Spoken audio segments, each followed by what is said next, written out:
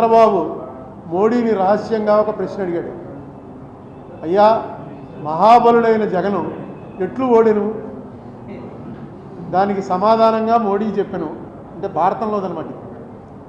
నా చేతను నీ చేతను తిట్లు తిన్న పవనుని చేతను ఆస్తి అడిగిన చెల్లి చేత తల్లి చేత సచివుడగు సజ్జల చేత అరయంగు జగను దోడే ఆరుగురి చేతను.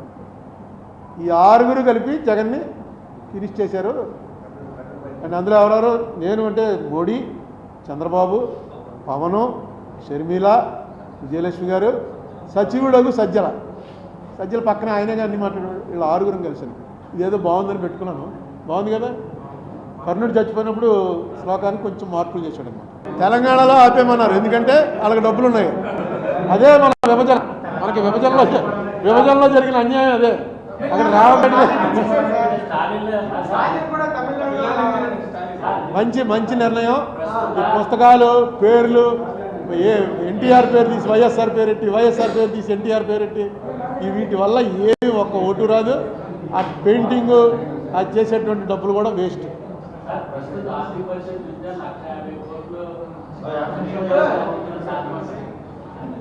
ఇప్పుడు చంద్రబాబు నాయుడు సీఎం అయ్యాడు, ఆయన ఇవన్నీ తెలిసే చెప్తాడుగా.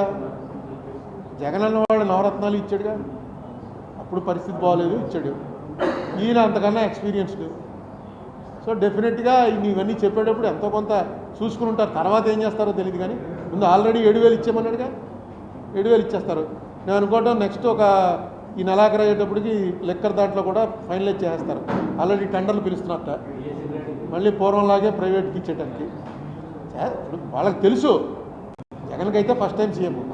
చంద్రబాబు నాయుడు ఎన్నోసారి? ఇది 4వసారి 5వసారి? 4వసారి. తెలుసు కదా ఏంటి ఎలా నడుస్తుంది, ఏంటి తెలుసు. ఖచ్చితంగా నేను చెప్పాను కదా, ఈవీఎంలతోటి ప్రతి ఎలక్షన్లో చెప్తున్నారు. ఇప్పుడు ఎలా తయారైందంటే చూసుకోండి పాత పేపర్లు అని పేపర్లు కూడా పెడుతున్నారు. పోలింగ్ అయిపోగానే ఎలక్షన్ కమిషన్ వాళ్ళు ఆ లాస్ట్ ఫేజ్ పోలింగ్ అవగానే దేశవ్యాప్తంగా పోలైన ఓట్లు అని ఒక నెంబర్ ఇచ్చారు. కౌంటింగ్ అయిపోగానే దేశవ్యాప్తంగా కౌంటింగ్ అయింది అని నెంబర్ ఇచ్చారు. ఈ 2 నెంబర్లకి తేడా ఉంది. ఇది ఎలా అనేది కొంతమంది అంటాడు, లేదండి పోస్టల్ ఓట్లు వాళ్ళు కలపలేదని. పోస్టల్ ఓట్లు కలపకుండా ఈసీఐ ఎందుకు డిక్లేర్ చేస్తుంది ఎలక్షన్ కమిషను? అసలు దీని మీద వెళ్ళి ఇప్పుడు చంద్రబాబు నాయుడు గారు తెలుసుకోవాలనుకుంటే 5 నిమిషాల్లో కరెక్ట్గా వచ్చేస్తుంది. ఎలక్షన్ కమిషన్ వాళ్ళే కరెక్ట్గా పంపుతారు. ఏంటి తేడాలని అడగాలి, ఎందుకు వచ్చే తేడాలని అడగాలి. నాకు ఒక ఆయన రాయలసీమ ఆయన ఏం చెప్పాడంటే, వాళ్ళ ఊర్లో ఓ బూత్ ఉంది. ఆ బూత్ ఎప్పుడు రిగ్గింగే, ఈవీఎంలు వచ్చినా రిగ్గింగే. లాస్ట్ టైం ఆ ఊరిలో ఆ రిగ్గింగ్ చేసే మనిషి ఒక పార్టీలో ఉన్నాడు, ఈసారి ఈ పార్టీలోకి వచ్చాడు.